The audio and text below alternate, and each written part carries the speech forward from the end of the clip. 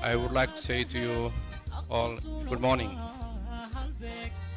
Please welcome to the third day session, and the topic of discussion today is building one health network for the Horn of Africa University. My name is Dr. Yaqub Adan Abdi from the Ministry of Health, Somaliland. As I understand, there will be also two moderators, Master or one here is given here, Josiah Osiri as a moderator. Today we will have 4 presentations, and then that will be followed by a group discussion on creating one health network and sustainability. And then we will sign the agreement, and then there will be a closing ceremony. Before we proceed, I would like to call Sheikh Ali to recite Quran. Welcome, Sheikh Ali.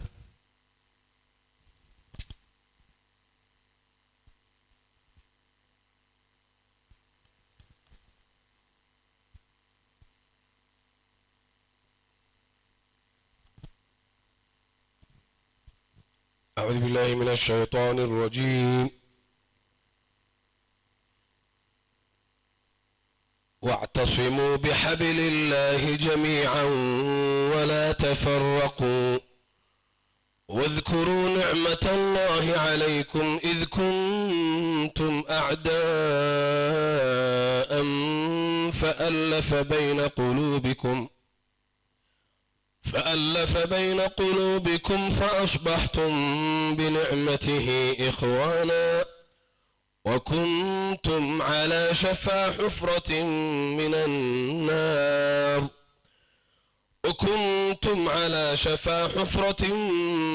النار فأنقذكم منها كذلك يبين الله لكم آياته لعلكم تهتدون.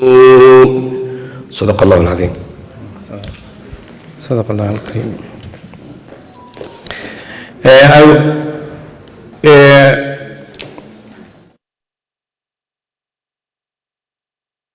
I've started 8:30 here, it says, but I hope we will recover the time. Because of that, there will not be any recap of the last day, but I expect that you have had 2 fruitful days of learning and interaction, and now longing to go home and implement or take action of what we have learned from here. The first presentation will be by Dr. Abdel Fattah, Mental Health in One Health. Before Abdel Fattah starts, I would just like to ask you to please put your mobiles on airline mode.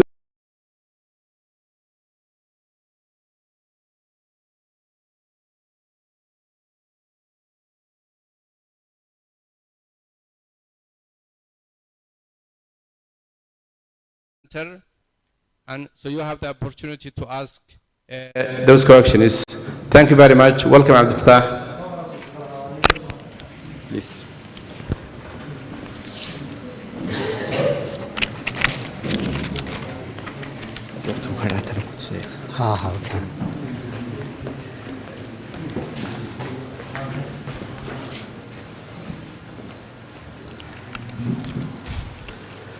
بسم الله الرحمن الرحيم والصلاة والسلام على أشرف الأنبياء والمرسلين سيدنا محمد وعلى آله وصحبه وسلم وبعد السلام عليكم ورحمة الله وبركاته.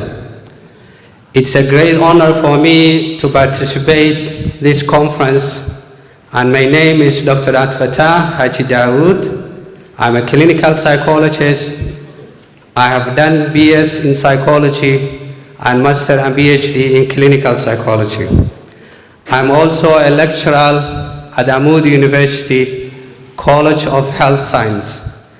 The topic which I'm presenting today is mental health in One Health. For me, I'm not much familiar about One Health program, but I will try my best to fit mental health on this One Health program. Since yesterday, I have been listening for all the presentations. So as usual, we were feeling for the group of mental health professionals that we are not talking much about the mental health. So I will try my best to find a position of this One Health for mental health.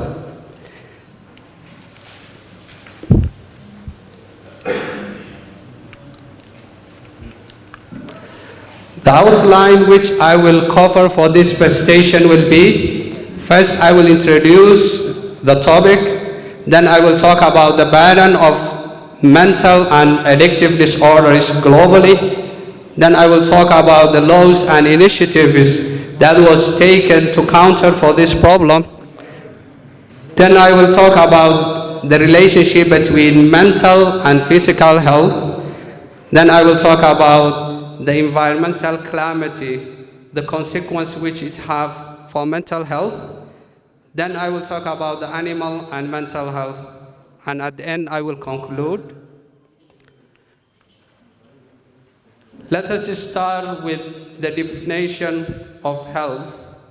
WHO defined health as a state of complete physical, mental, and social well-being, and not merely the absence of disease or infirmity. So like you see for this definition, physical health cannot come without psychosocial well-being. So we cannot ignore or left out by psychosocial well-being. And there is a paradigm in psychology which says mind and body are connected and they are linked, and we cannot separate on each other. So for this paradigm, as example, it says that chronic stressors, they have effect on physical health, like they can reduce the immune system and they can exacerbate for so many physical diseases. On the other hand, chronic diseases also affect mental health. It can cause stress, it can cause anxiety and depression. Let me demonstrate a bit about the link between environment, physical health, and mental health.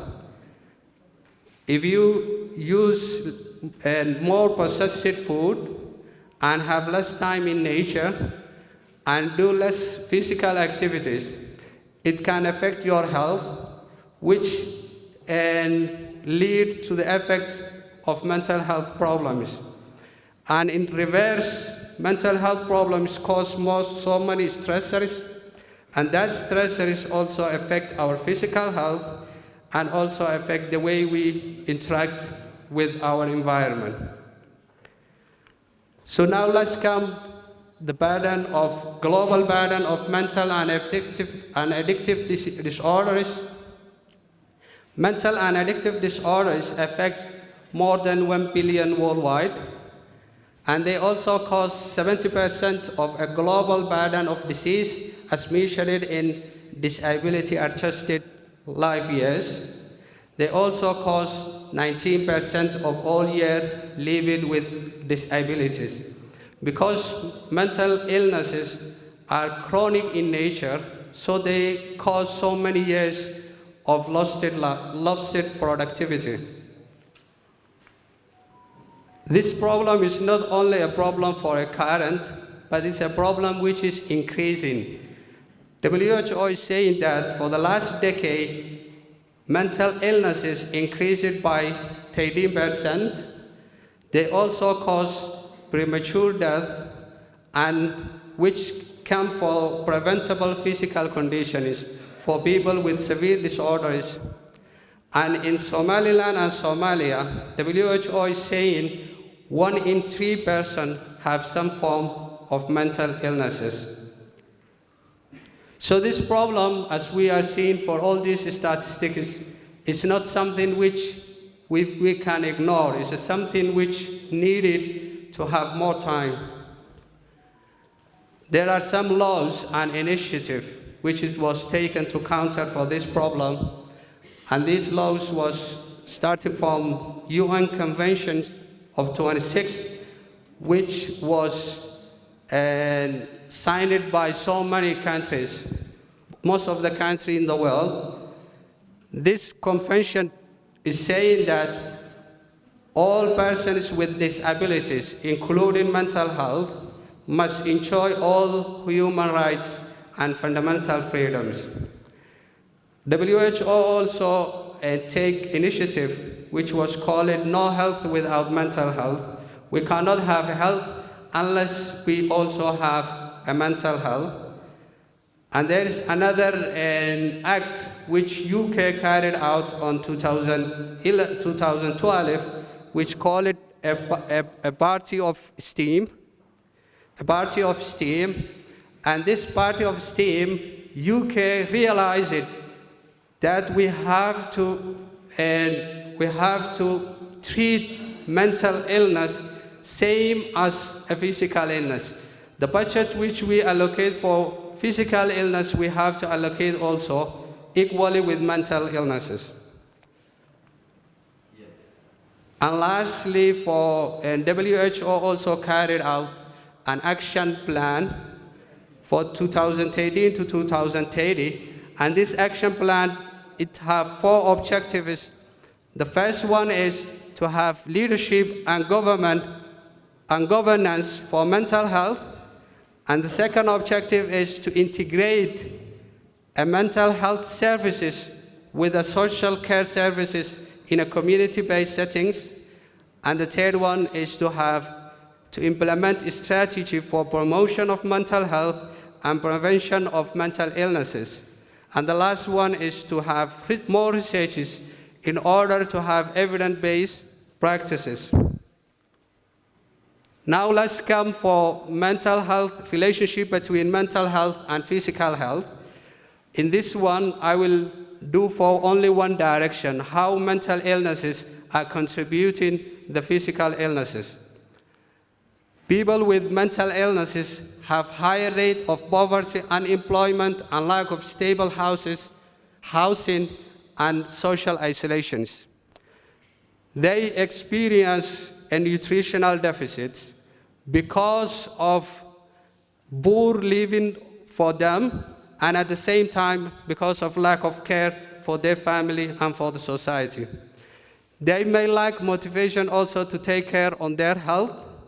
They may adopt unhealthy eating, sleeping habits, smoking, or abuse substance, and all these factors contribute to physical illnesses. When it comes for the environment, which we talk about more in One Health program, environmental calamity and catastrophe, they cause so many mental illnesses and physical illnesses. The environmental calamity like tsunami, Sakar, Katrina, and floods, frequent droughts, all these they contribute stress and distress, and they may cause for so many people on PTSD, anxiety, depression, and social integration and property loss. They also can exacerbate the existing severe mental illnesses. And on extreme weather, they might increase aggressive behavior and domestic violence. They increase alcohol use and substance. They increase the hospital admission for psychiatric illnesses, and they also increase suicide rate. So environment also affects mental health problems. So now let's come for 2 examples of what environment contributed for mental illnesses. Let's start for PTSD, which stands for post-traumatic stress disorder. Disorder which happen after environmental calamity is happening. And this PTSD, it have contributed the development of many addictive disorders and mental illnesses. And it's believed that this contribution is coming mediated by interpersonal difficulties. PTSD is causing interpersonal difficulties which contribute later to addictive disorder and mental illnesses. When it comes for the physical issues, PTSD, those who experience traumatic event have high rate of experiencing cardiovascular disease, diabetes, gastrointestinal disorders, and cancer as compared to those who don't experience PTSD. When it comes for substance abuse and health, many drugs which originated from plant, here we are talking about how the plant contribute to mental health, mental illnesses, and physical illnesses. So there are many drugs which come from plant, like opium, cocaine, cannabis, and khat, which contribute to have many physical problems like HIV, hepatitis, and so on. And HIV, hepatitis are coming from the shared needles which they are using, which spread from one person to another person. And mental health problems which it have is depression, anxiety, psychosis, and so many others. It's also causes social and financial difficulties which lead to personal distress, which contribute again to mental illnesses and physical problems. Lastly, let's talk about the animal and health. Here I took an example of coronavirus, which is currently going. Coronavirus pandemic not only affect the physical, but also contribute a lot of stress, anxiety, fear, sadness, and loneliness. It's also exacerbate and worsen it for existing mental health problems like anxiety, depression, or other severe mental health problems like psychosis and mood disorders. Lastly, let's conclude. For the first, let's see, as WHO is saying that no health without mental health, we cannot ignore. We have to include mental health with this one health. Because if we ignore and if we did not include as a significant position, we will not achieve. If all this what we have said is there and is real, we cannot achieve health, the one health which we are talking, unless we include the mental health. The second is we have to, and by taking care of environment and animal well-being, not only contribute to physical health, but it also contribute to mental health. And thank you very much.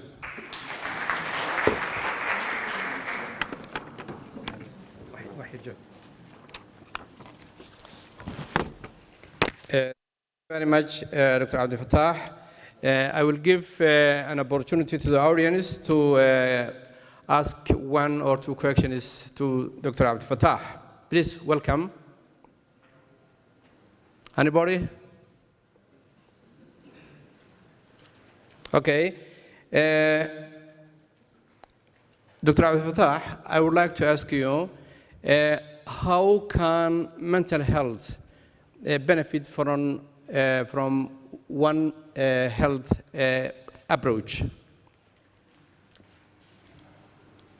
Though I have said before, I'm not so familiar about One Health, but to me, if One Health is human health, animal health, and environment health, mental health will be part of human health. And if we make equal means to human health, 50% if we said mental health, and the other 50% if we make on the physical health, I think mental health will benefit from that. But if we ignore as usual about mental health and we left out mental health, the human health will not come, as we seen for the definition of health, which was included by the mental health. So I can say it's depend on us. If we want a real human health, we have to include mental health as well. Thank you very much, Abdullah. Please. That's great. No health without mental health. That's a true concept which has been proposed by the WHO. Without taking care of our mind, we cannot take care of our body. And mental health has been neglected for a very long time. And I think it's a good opportunity that mental health should be included in this One Health approach. It's a good opportunity. And I congratulate for the organizers to include one presentation on mental health in this conference. The next presenter will be Dr. Siopa Moore, who will present on the proposed network structure. Please, Dr. Siopa. It is showing, okay. It will be a pre-prepared presentation.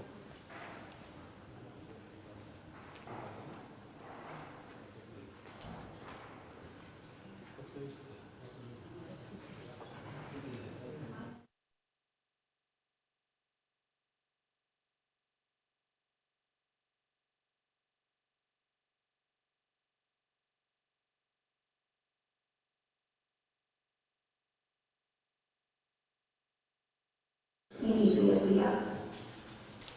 Hello, and thank you for inviting me to participate in your workshop. My name is Siobhan Moore, and I'm the research lead for the Horn Project in Ethiopia. I'm sorry that I'm not able to participate in person or live today. I'm currently sitting in Australia, and my time zone makes it a little bit difficult to participate live. I've been asked to speak to you today on the network aspects of the Horn Project and the work that we've done over the years to foster the One Health network within the region of the Horn of Africa. I thought it might be important to first of all talk about or define what a collaborative network is, and just to note that there are many definitions, but all commonly identify relationships, both formal and informal, resources and knowledge transfer as key features of collaborative networks. So what I've presented to you up at the top there is just one example of the definition, which is commonly used within the context of computer networks, where they describe collaboration networks as an alliance constituted by a variety of entities, which means both organisations and individuals, that are largely autonomous, geographically distributed, heterogeneous in terms of their operating environment, culture and social capital and goals, but that they collaborate to better achieve common or compatible goals. And I think that the connection with One Health is quite clear in this regard.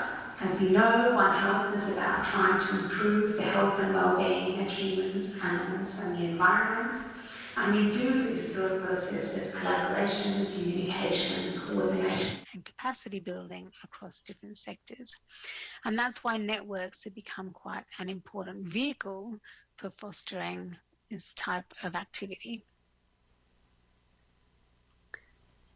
There are numerous benefits of collaborative networks, and I wanted to focus on some of those ones that relate specifically to higher education institutions. Firstly, they provide greater access to resources, including funding, facilities, and ideas. And this contributes to capacity building through enabling individuals and institutions to mobilize and use resources more sustainably. They also enable participants to draw on diverse expertise, and obviously this is very fundamental to the way that we're supposed to work in One Health. We're supposed to work with different disciplines to achieve optimal health of humans, animals and the environment. So this promotes creativity and innovation and leads to more scientific breakthroughs, and this is why funding agencies are very interested in supporting networks rather than individuals. Collaborative networks also enhance the productivity of both individual scientists as well as their organizations, and the quality and impact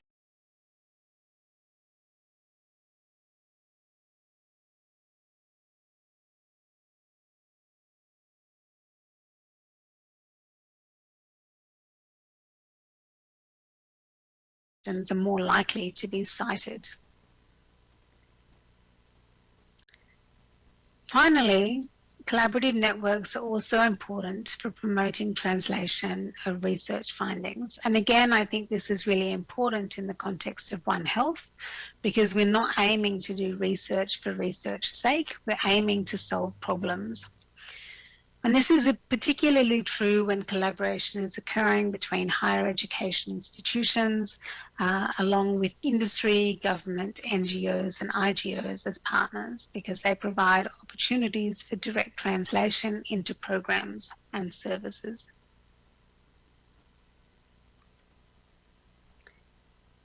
Now, a special mention on the collaborative network in the context of Horn universities. One of the things that we set out to do as the Horn Project was to facilitate South-South collaboration through providing funding, training and other forms of support from the universities in the UK. So this is a model of triangular cooperation. And we see South-South collaboration as being really important. The objective of South-South collaboration is to promote and strengthen self-reliance amongst developing countries, and it enables exchange of experiences which lead to greater awareness of the common problems and wider access to available knowledge. As Matthew will have explained, the Horn of Africa has a lot of very similar ecosystems, similar health systems, and a lot of the One Health challenges are common to many of the different countries, and that's why we believe South-South collaboration and supporting South-South collaboration is critical. Further, South-South collaboration is seen as a key to achieving the Sustainable Development Goals and thus the 2030 Agenda for Sustainable Development. Now, Matthew will have introduced you to the partners in the different countries which were operating in Ethiopia, Eritrea, Kenya, and Somalia and Somaliland. But what I wanted to do was to introduce you, or rather talk you through the evolution of the network as we set out in Ethiopia. When we started the project, we were a collaboration of UK universities and one university in Ethiopia, namely Addis Ababa University, as well as an agricultural organization in Eritrea, HAC, and ISTVS in Somaliland. And as we progressed through the project, and we supported a range of different research projects, so around 20 or so different research projects in the context of the Ethiopia Hub, we started to bring in additional individuals and different organizations, such that our network, just based out of the activity happening within the Ethiopia Hub alone, has significantly grown through the last 4 years of the project, and it now encompasses a number of individuals and organizations as well as stakeholders who are all engaged and interested in One Health.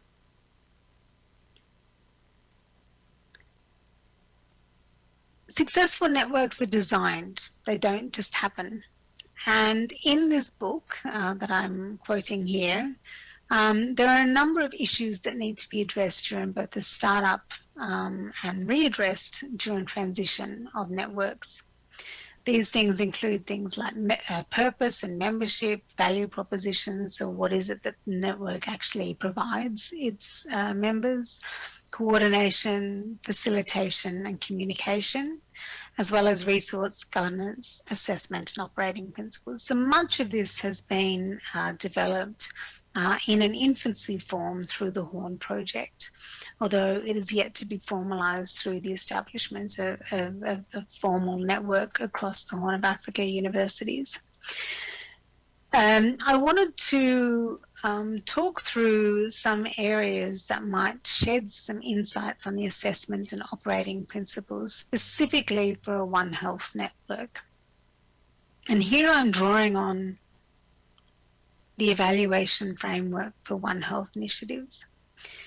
And under this framework, the degree of what's called One Healthness relates to a number of areas, specifically One Health thinking, planning and working, which are all seen as the way in which the initiative is operating. And then also how they share infrastructure and processes, the learning infrastructure and systemic organisation. So in other words, the way in which infrastructure supports the initiative. So on the right side here, you can see a diagram representing two different initiatives. The blue initiative is quite strong in terms of One Health thinking and working and systemic organisation, whereas the red initiative is quite strong in One Health planning, learning and sharing. And so through studying this evaluation framework, it's possible to consider how we might develop and evolve our network to be a highly functioning One Health initiative. If we go into this in a little bit more detail, One Health thinking refers to systems thinking and the degree to which there's a match between the context and the initiative. So in other words, it's asking how well the initiative considers the One Health aspects, or the One Health domains, human, animal, plant and environmental, as well as the three pillars of sustainability, society, environment and economy. So the best One Health initiatives are going to integrate three or more of these. One Health planning refers to the need for cross-sectoral and integrated planning.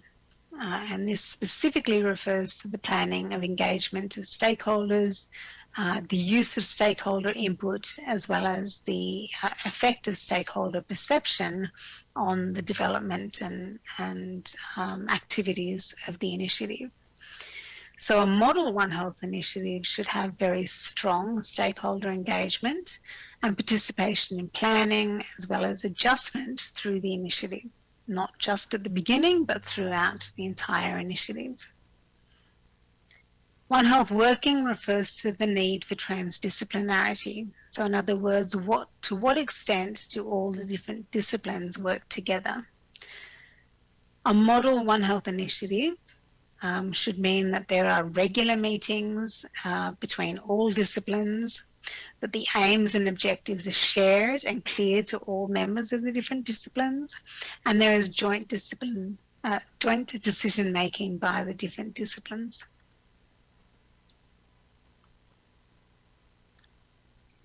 When it comes to sharing infrastructure and processes, the elements that are considered are things like sharing mechanisms, the available resources, data quality and accessibility, storage, as well as the ability of all of these to be resilient in the face of change.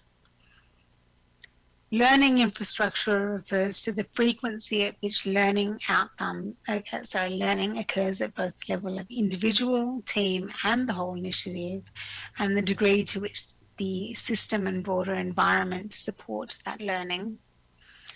And then finally, in terms of systemic organisation, it refers to shared and adaptive leadership. So this is in particular structure of teams, as well as management, social and leadership skills of key players and its implementation. And through the Horn project, we've of course created opportunities to stimulate research, to enhance the ability of teams to work in a One Health way. And I think that the NEHO framework provides some additional insights into how One Health initiatives should be and can be developed.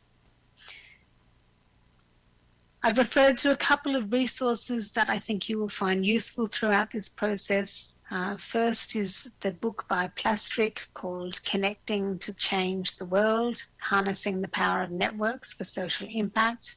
I think that this book is particularly relevant in the context of One Health, where we seek to address wicked challenges.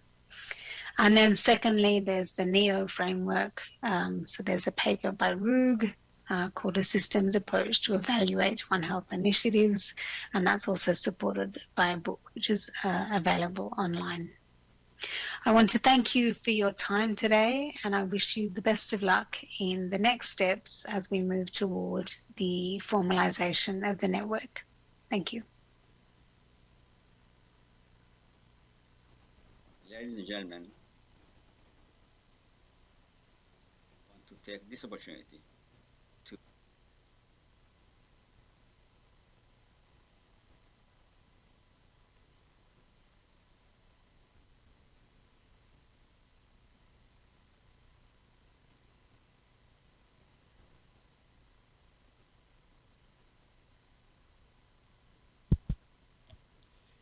we have listened to Dr. Shoba Hamour's excellent presentation, and I hope we have learned a lot of the things that she has been presenting. The next presentation will be online, One Health Partnership and the Role of Government by Professor Khalif Bile from Sweden. Professor Khalif is very welcome.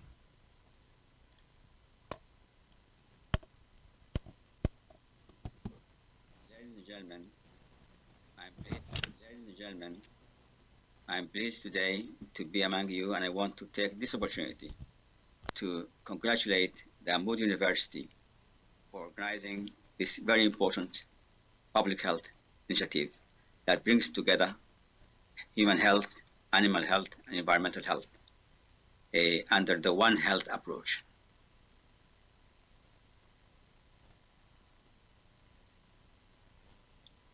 The One Health approach primarily focuses on the zoonotic diseases, and in that context, it's very important to realize that to address any of the risks of the zoonotic disease will require the involvement of more than one sector and one partner. The central theme of the One Health approach is the control of zoonotic diseases that pose a real risk and burden to a region. This includes Rift Valley fever, bovine tuberculosis, brucellosis, leptospirosis, anthrax, and rabies, to mention a few. The implementation program to control these challenges will require the involvement of more than one sector. Among the challenges we face in the prevention and control of zoonotic diseases and in the implementation of the One Health approach in general is a lack of adequate human resources, the lack of One Health approach, the fragmented institutions in our context, the stakeholders and public sector institutions that still depend on external funding, and the lack of joint interministerial, intersectoral task forces for action, and the limited capacity of our diagnostic laboratories. I'm still sleeping on a mat, animal mat in the desert, and I have to collect my livelihoods from the forest. These were the words of Adan Arab, a famous Somali poet, to express his challenge and difficulties in the nomadic environment. The health sector has the tools necessary for One Health approach. The integrated disease surveillance and response and the international health regulation are two major interventions and tools that can be technically injected into the One Health and provide an advanced platform for implementation. The launching of the One Health program need to be initiated in the most vulnerable population groups. Nomads and rural communities predominantly depend on livestock for their survival, and zoonotic diseases are endemic in the area, but with little or no service delivery. These conditions make it imperative to train female community health workers on health and male community-based animal health workers for the livestock, working jointly in a coordinated manner and where the two sectors are providing support and assistance in the implementation. A good news is that Somaliland has so far trained a tangible number of female community health workers who are operating in the different rural villages and therefore forming the foundation for a future One Health approach. The One Health approach is indeed the imperative to undertake. It's technically effective and cost affordable. It bridges the services to the wider human, animal, and environmental health network. It contributes to maternal, newborn, and child survival, and to community well-being as a whole.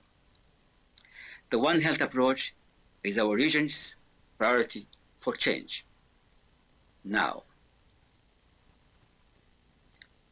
the successful implementation of the One Health approach is primarily a public sector domain. The government sectors have to lead the process in setting policies, programs, and in implementation. Universities will have the role of complementing these interventions with the research action that produces the evidence for policy and action. This conference should not become an academic exercise alone. It should indeed deliberate an action plan for implementation of this initiative in all the engaged regions, and to make the One Health approach a reality that is being lived by the local communities and that changes the sphere of the health sector, animal sector, and the environment. Let me, at the end of this gathering, wish all of you a successful outcome of this meeting and a deliberation for the implementation of the One Health approach in our region, where successful programs are being jointly implemented by the different engaged sectors, and where the communities are always at the center of our operations and performance and are gaining the highest advantage from this important program. Thank you.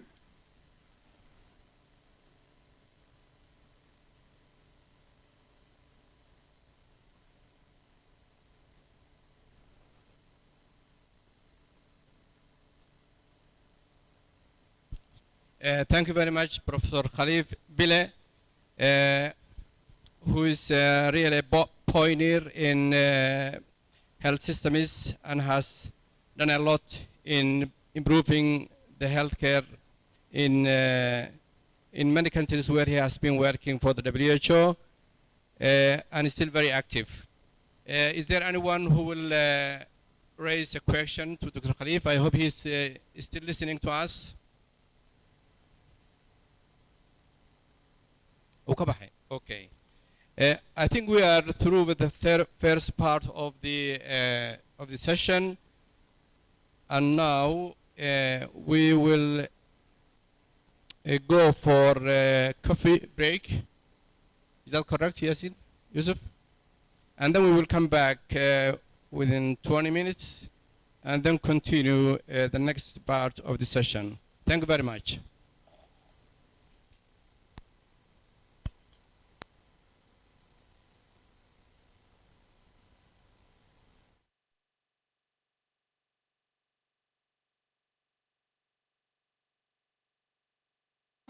halbeeg markay hamileedaho